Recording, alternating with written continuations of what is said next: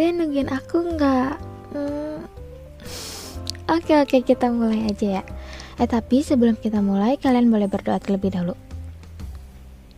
Sudah? Semoga kabar kalian sehat dan selalu mendapat berkah dari Tuhan. Baik, terima kasih untuk kalian yang sudah bertahan sampai detik ini. Aku harap kalian bertahan sampai detik terakhir. Kalian tahu PLN? Apa singkatan dari PLN? Kalian kepo nggak sih? Gimana caranya PLN mengalirkan listrik yang mengalir dengan arus dan tegangan yang sangat besar, tetapi pas sampai rumah menjadi kecil sesuai dengan ukuran-ukuran rumah. Maksudnya sesuai dengan kebutuhan rumah. Kepo nggak sih? Mau tahu? Yuk kita belajar mengenai listrik yang dipakai oleh PLN.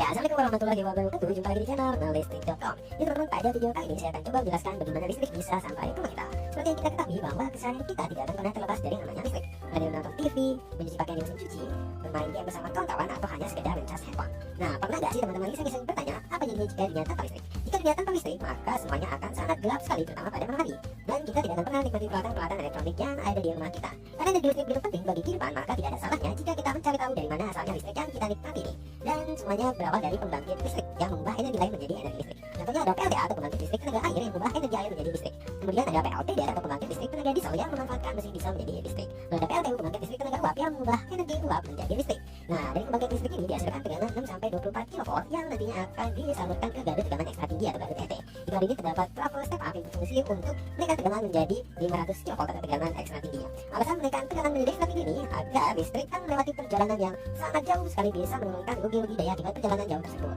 Dengan menaikkan tegangan listrik ini, maka arus menjadi turun dan juga nantinya kabel atau kawat penghantar pun menjadi lebih kecil sehingga bisa menjadi penghematan secara ekonomi.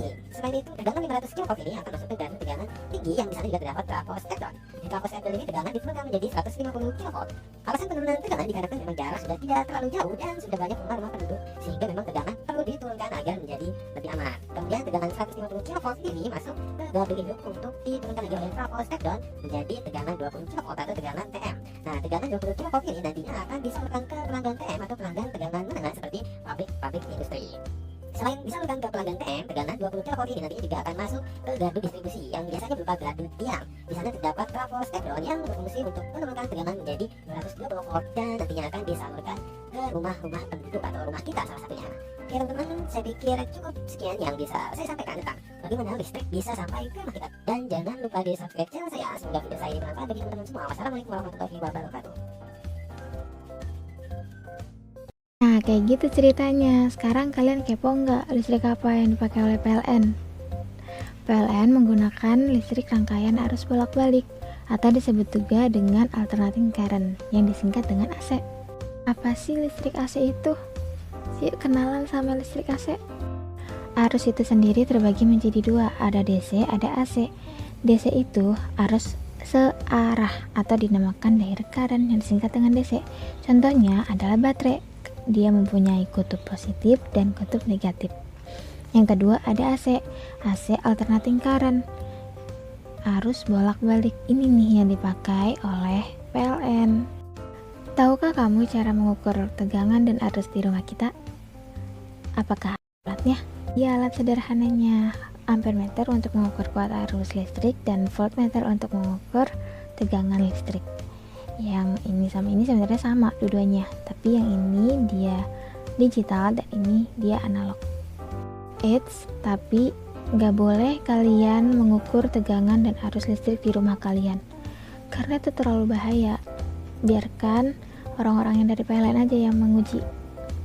Oh iya, nilai yang dari ampermeter dan voltmeter ini akan dijadikan nilai efektif.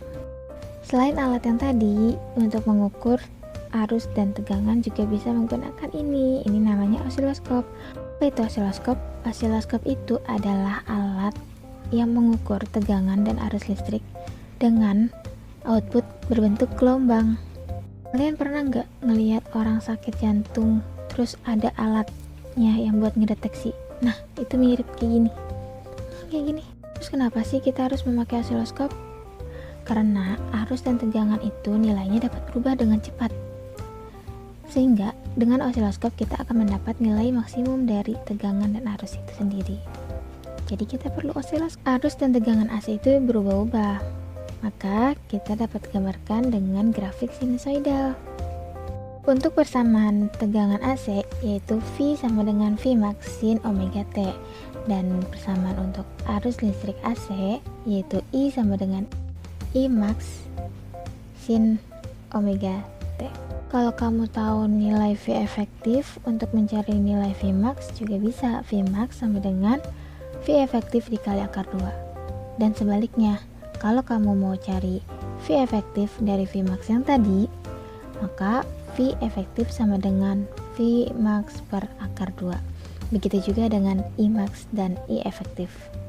Mau mengingatkan kalau V max dan I max ini bisa kita cari menggunakan voltmeter dan ampermeter.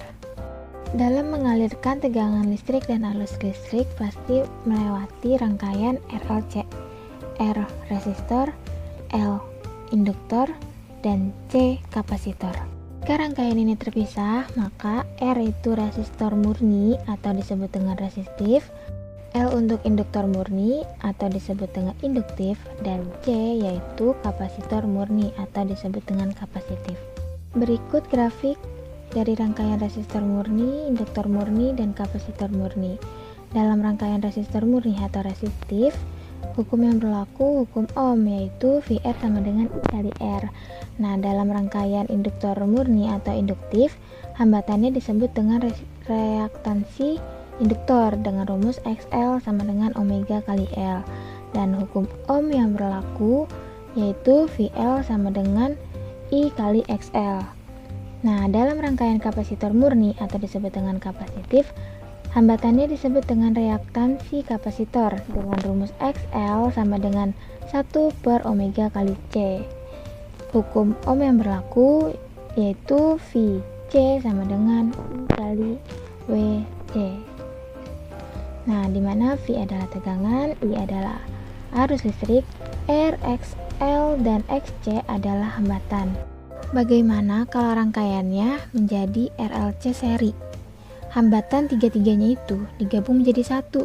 Nah, hambatannya itu dinamakan hambatan impedensi. Hambatan impedensi yaitu Z sama dengan akar R kuadrat ditambah XL dikurang XC dikuadratin. Jika XL lebih besar daripada XC, maka rangkaiannya bersifat induktif, dan sebaliknya, kalau XC lebih besar daripada XL, maka rangkaiannya bersifat kapasitif. Nah, kalau dia sama dengan, maka dia bersifat resistif. Gimana diagram fasornya? Nah, diagramnya itu seperti ini. Ini ada R, ada XC yang ke bawah, dan XL yang ke atas. Dan yang berbentuk vektor ini ada Z. Nah, karena membentuk sudut, maka kita harus tahu cara mencari sudutnya.